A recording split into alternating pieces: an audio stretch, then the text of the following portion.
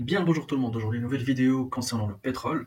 On va faire une analyse fondamentale du pétrole, aborder tous les points qui montrent à quel point c'est bullish et à quel point on a rebondi sur le bottom c'est-à-dire le prix plancher, et puis voilà donc toutes les perspectives et comment profiter de la possible hausse du pétrole.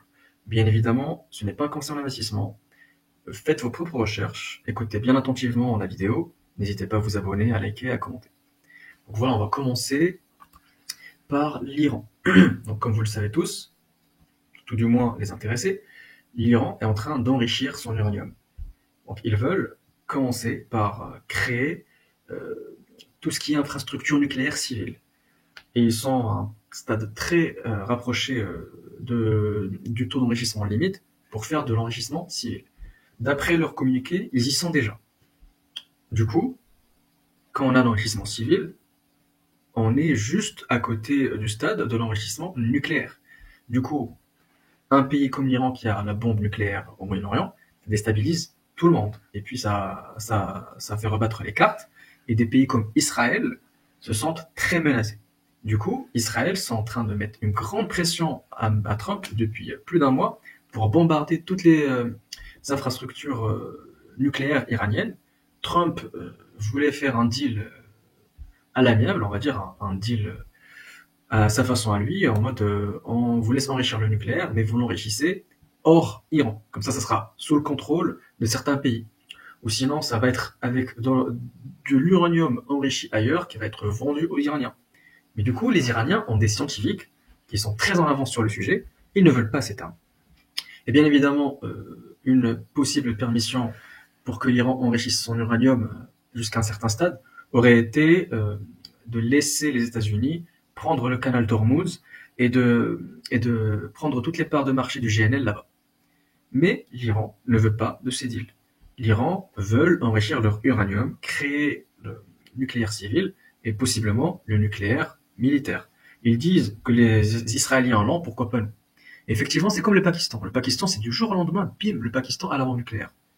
Ils ont caché leurs scientifiques très longtemps pour pas qu'ils soient assassinés. Parce que les scientifiques iraniens sont tous assassinés depuis pas mal de temps. Bien évidemment, on pense que c'est le Mossad, qui est d'autre, mais voilà, donc il y a cette problématique concernant le nucléaire, et on redoute des frappes israéliennes sur les infrastructures nucléaires. Et justement, au jour où je vous parle, 11 juin, là il est passé minuit, donc le 12, il y a, euh, il y a Washington qui dit à ses ressortissants des pays limitrophes de l'Iran de quitter le territoire.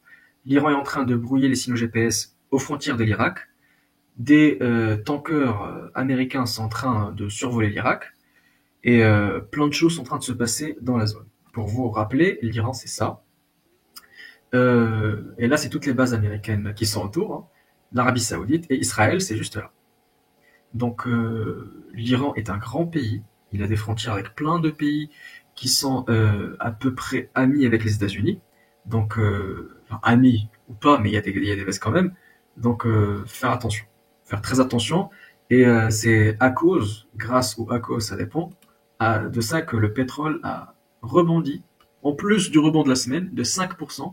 Il a touché les 69,50. Je sais pas, là, à l'heure où je vous parle, j'ai pas vérifié, mais très proche des 70 dollars. 70 dollars, c'est une très grosse montée. Et je vous ai dit, hein, le pétrole, il va finir à 75 au moins cette année. Donc, deuxième point bullish, la Chine et les États-Unis. Donc, vers un accord commercial.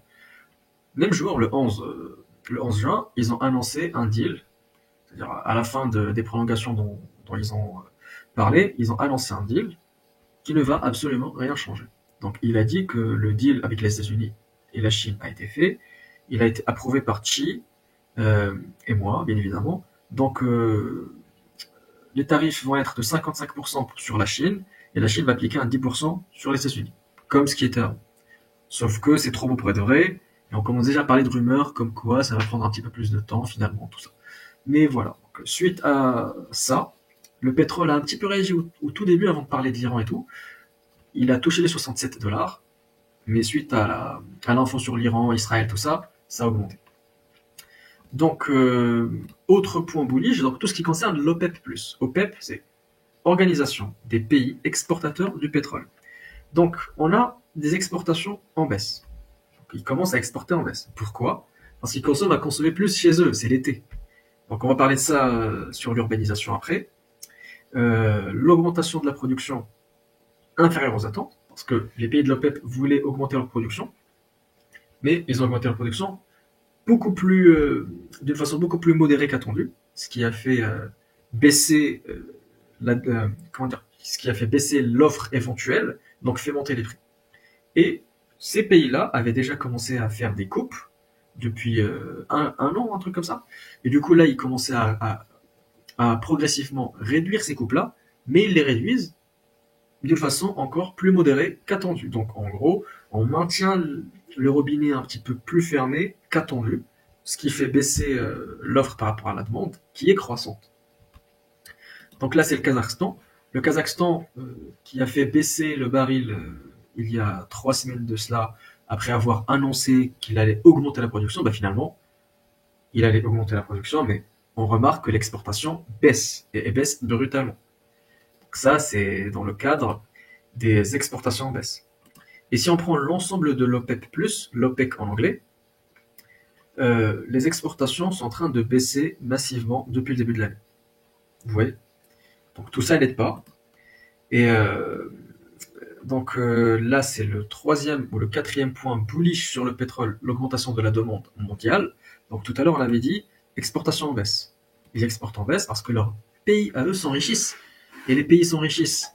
Bah, ça donne plus envie aux gens à l'intérieur de consommer d'énergie. Et du coup, comment évoluera la consommation d'énergie mondiale? Bah, regardez, le pétrole en rouge continuera à augmenter. Ça, c'est la demande. En bleu, c'est le gaz. Il continuera à augmenter. Les énergies renouvelables aussi, certes. Le charbon qui augmentera d'une façon très très modérée. Mais on voit que le pétrole, le gaz seront là et pendant très très longtemps. Donc là, c'est le secrétaire de l'OPEP, de l'OPEC, a dit que la demande a tellement augmenté qu'on ne voit plus de pic de production. C'est super bullish ça. Les pays pauvres, les pays de l'OPEP, c'est des pays pauvres, hein, c'est des pays, l'Irak, des trucs comme ça. Bah, ces pays-là, c'est des pays pauvres. Une fois qu'ils s'enrichissent, ils vont pas manger 2 fois plus ou avoir des maisons 2 fois plus grandes. Par contre, ils voudront plus de confort. Donc, à 50 degrés, ils vont vouloir s'acheter un climatiseur qui consomme beaucoup d'énergie. Ils ont du pétrole chez eux, du gaz chez eux, bah, ils vont consommer un petit peu de tout ça pour le confort des gens. Et ben, c'est exactement ce qui se passe. On a aussi, dans le cadre de l'augmentation de la demande mondiale, la Chine qui a vu un déclin de son inventaire, du coup de son stock de pétrole. La Chine, le deal avec la Chine cache, on va dire, overshadows la baisse du stock de pétrole des États-Unis. Donc faites attention, le stock de pétrole des États-Unis a baissé.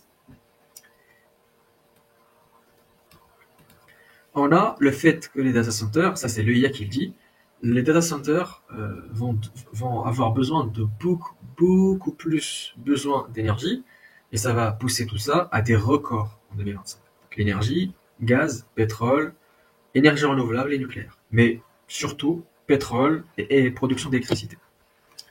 Et puis finalement, c'est l'urbanisation dont je vous ai parlé. L'humanité a besoin d'électricité. Plus on s'enrichit, plus on a besoin d'électricité. Et c'est quelque chose d'exponentiel. Donc la demande en électricité ne va pas baisser, la demande en énergie en général ne va pas baisser, et tout ça va favoriser les cours du charbon, du pétrole, du gaz. Le nucléaire, certes, il est compétitif, mais il l'est de moins en moins avec les technologies qui permettent de forer de plus en plus et de sortir de plus en plus de matières premières de la Terre. Donc l'autre point bullish, c'est l'inflation qui baisse. Donc les CPI, les PCI, sont en train de sortir chaque semaine, et à chaque fois, elles sont plus basses qu'attendues. Et là, c'est Donald Trump qui dit too late. C'est le surnom de Jérôme Powell, hein, le président de la Fed. Too late at the Fed is a disaster. C'est un désastre. L'Europe a eu 10, elle a eu 10, 10 baisses d'intérêt, ce qui est faux. On en a eu 8, je pense. Et nous, on n'a pas baissé les taux. Malgré ça, le pays se porte très bien. En gros, il est en train de mettre la pression à Jérôme Powell pour qu'il baisse les taux. Autre info dans le cadre de la baisse des taux, c'est Bessent, ça c'est des rumeurs dans la Maison Blanche, Bessent, le secrétaire du Trésor, qui est en train de prétendre au poste de Jérôme Powell, le prochain président de la Fed. Bah ça les amis, c'est hyper méga bullish pour tout, que ça soit l'immobilier, les actions ou les matières premières. Parce que ce monsieur, il va détruire les obligations et il va faire baisser les taux d'intérêt à zéro.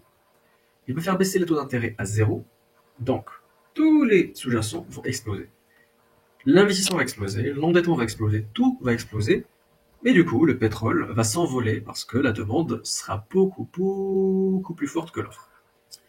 Donc, faire attention avec ça, et si jamais ça se concrétise, bah, j'espère que vous aurez beaucoup d'actions de croissance et de pétrole. Euh, Maintenant, on passe à la valorisation. On va valoriser le pétrole en valeur absolue par rapport à l'or. Donc, avec une once d'or, combien on achète de barils? Parce que si on compare au dollar, ça fausse parce que le dollar, il est en train de baisser. Le pétrole baisse, le dollar baisse, on a l'impression que rien ne change. Sauf que non. Le pétrole est de plus en plus sous-évalué, surtout ces derniers temps. Ben là, je vous ai pris un graphique depuis les années 1950. Ce pic-là, c'est le pic du Covid. Donc, il y avait des prix négatifs pendant le Covid. Donc, théoriquement, avec une once d'or, on pouvait acheter une infinité de pétrole. Mais juste, si on prend le pétrole à 10, par exemple, à 10 dollars le baril, avec une once qui valait 1500, bah, on pouvait s'acheter 150 barils. Mais ça, c'était une anomalie. Donc, si on enlève ça, on remarque qu'on est au plus haut historique. Avec une économie qui tourne, des taux élevés, on est au plus haut historique. Plus haut historique, c'est-à-dire, avec une once, on peut acheter le plus de barils depuis toute l'histoire. Ce qui nous donne une sous-évaluation anormale du prix du baril de pétrole. On peut acheter environ 55, voire 60 barils par once. C'est anormal. Donc soit l'or est surévalué, soit le baril de pétrole est sous-évalué. Qu'on prenne l'un ou l'autre, c'est des matières premières, donc c'est des actifs tangibles. Euh, L'or est surévalué par rapport au pétrole, et le pétrole est sous-évalué par rapport à l'or. Euh, les deux phrases sont correctes. Bien évidemment, pour être crédible, je vous ai pris la valorisation par rapport au marché financier, le SP500. C'est une courbe beaucoup plus restreinte, mais c'est le mieux que j'ai pu trouver. Donc ça prend de 2015 à 2025. Donc, avec là c'est le SP500 sur le crude oil price, c'est le Brent, c'est le baril du pétrole de la mer du Nord. Donc, avec avec comment dire, avec un panier de SP500, on pouvait acheter 40, 60, ça tournait autour de ça, barils. Maintenant, avec le SP500, c'est-à-dire le panier SP500, comprenez bien que je parle de l'index, c'est-à-dire là par exemple aujourd'hui, il vaut vers les 6000 points. Ben là, ça valait 40, là c'est le plus haut historique par rapport au pétrole. Donc là, avec les 6000 quelque chose, si on divise par 60, on est très proche des 100, hein, vous voyez. Je ne sais pas si on est au 6000 ou 5900, quelque chose comme ça, mais vous voyez qu'on est très proche des 100. Et bien évidemment, en 2020, c'était une anomalie avec les prix du pétrole négatifs. Donc, on est au plus haut historique. Donc, la bourse n'a jamais été aussi chère par rapport au prix du pétrole, ou sinon, le prix du pétrole n'a jamais été aussi peu cher par rapport à la bourse. C'est une autre preuve de sous-évaluation en termes de comparaison avec des actifs tangibles. Autre point bullish, la fermeture des puits. Baker Hughes, c'est une société qui nous sort chaque semaine combien il y a de puits actifs. Ben regardez, depuis mai de 2024, on est en train de stagner, et puis là, baisse brutale. Pourquoi la baisse brutale? Tout ça a été initié avec les tarifs douaniers, avec les problèmes de Trump qu'il a initiés en avril. Les prix ont chuté violemment. Bah, les puits n'ont plus été rentables, et du coup, une baisse violente. Bah, là, on est au plus bas depuis très longtemps, 442. Ça, je vous ai déjà montré cette courbe, mais je la ressors. Donc, c'est la production pétrolière aux États-Unis par rapport aux puits actifs. On remarque bien que c'est anormal. On produit beaucoup trop par rapport aux puits existants. Soit la production va s'effondrer, soit les puits vont remonter parce que les données sont un petit peu retardées. Mais il ne faut pas beaucoup se reposer sur cette courbe parce qu'avec les technologies, on a maintenant le forage horizontal. Avec un seul puits, on peut, euh, exploiter beaucoup plus de pétrole en forant horizontalement. Mais ce n'est pas une raison. C'est une situation anormale et on produit beaucoup trop par rapport au puits. Donc on aura tôt ou tard un effondrement de la production. Ça, c'est aux États-Unis. Par rapport au gaz naturel liquéfié, c'est les puits de gaz naturel. Donc regardez bien, le gaz naturel, on est à peu près au plus bas historique depuis plus de 10 ans. Donc bullish GNL également. Ça, c'est les rigs, c'est les puits. Et du coup, on remarque bien, là, le oil, c'est 442, donc ça a encore baissé. Et du coup, on regardait bien que ça baisse, ça baisse, ça baisse, ça baisse depuis beaucoup plus que 2019. Le mauve, c'est le gaz, et puis le total, c'est le vert. On va faire un petit tour en analyse technique. Donc l'analyse technique, je suis pas fan d'analyse technique, mais je sais en faire. Ça me donne parfois des signaux si je veux faire du swing trading ou des coups. Pas pour l'investissement long terme, je me contente d'acheter pas cher. Mais du coup, pour le pétrole, on remarque que ça forme un petit support depuis pas mal de temps. Le support, il est vers les à peu près 65, 64. C'est un prix qu'on ne casse vraiment jamais depuis le Covid, parce qu'on ne peut plus être rentable sous ces prix-là. Avec tout ce qu'on a ouvert après le Covid, le contexte après le Covid, les taux d'intérêt sont négatifs, tout le monde emprunte pour forer des puits aux États-Unis. Ces puits-là nécessitent un financement très peu cher, ils ne sont pas très rentables, c'est du pétrole de schiste, donc à un prix trop bas, on les arrête tout simplement. C'est ce qui explique la baisse ici, la baisse ici et la baisse ici. Mais le fait que ce prix-là ne soit jamais cassé, ça nous donne une sorte de bottom. Et puis là, il a été cassé en avril, ça a bien congestionné. Donc si on le recasse, puis si on recasse cette tendance baissière, là, cette résistance baissière, là, ça pourrait être bullish. Mais ça, c'est juste la psychologie des prix du marché. Ce n'est pas quelque chose de fondamental comme ce que j'ai pu aborder avant.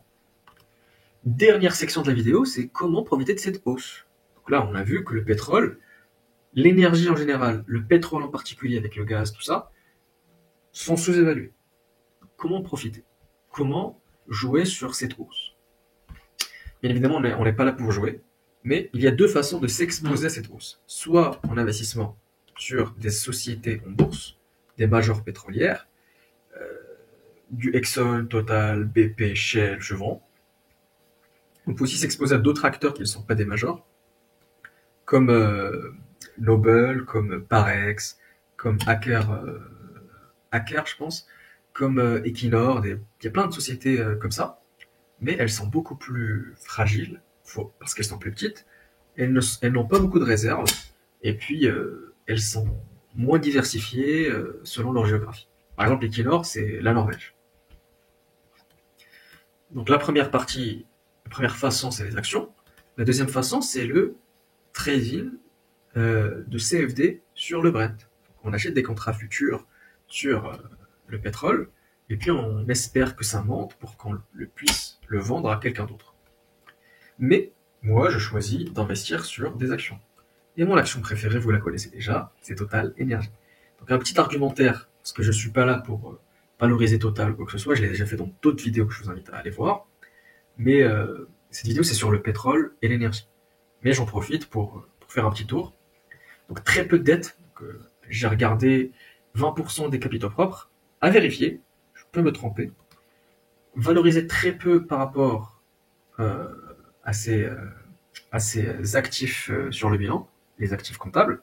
Donc très peu, à peu près à la même valeur que les actifs comptables. Donc c'est le price to book. Book, c'est la valeur comptable. Donc on est à soit 1 sur 1,1, un truc comme ça.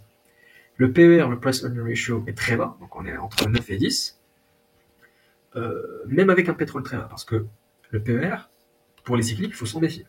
Si on a un pétrole très haut, si ces sociétés font des énormes bénéfices et des super profits, donc les earnings vont être extrêmement hauts, mais c'est exceptionnel. Donc le prix sur le earning va être bas. Et ça sera un piège, parce que si on achète des sociétés pétrolières à des prix du pétrole très hauts, on aura des earnings très hauts et des PER très bas, ce qui va fausser la valorisation. Mais là, on a un PER bas, avec un prix du pétrole bas, Donc, c'est le prix qui est bas. Donc voilà, donc sous-évaluation.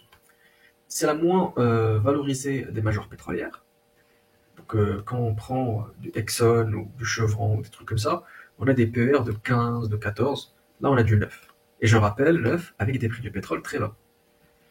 C'est la plus diversifiée des majors, donc on a une production massive d'électricité, des investissements massifs sur sur de la production euh, sur de la production d'électricité avec des panneaux solaires, des éoliennes, du LNG, ce que vous voulez. C'est le leader, je l'ajoute, hein, leader en LNG.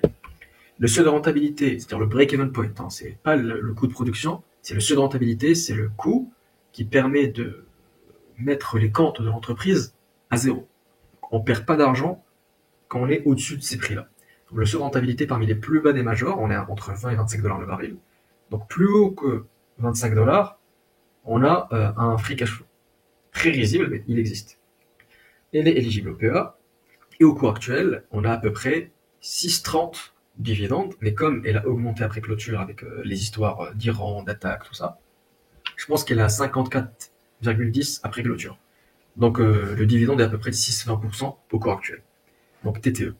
C'est pour ça que je considère que c'est une très belle entreprise, bien évidemment cyclique, pétrolière, qui donne du dividende trimestriel, qu'il faut savoir vendre à un certain moment. Donc si jamais les prix du pétrole flambent pour que sais-je comme raison, je n'hésiterai pas à vendre une partie, toute la partie, je ne sais pas. Mais pour l'instant, c'est 62% de mon portefeuille. Ça me donne du dividende.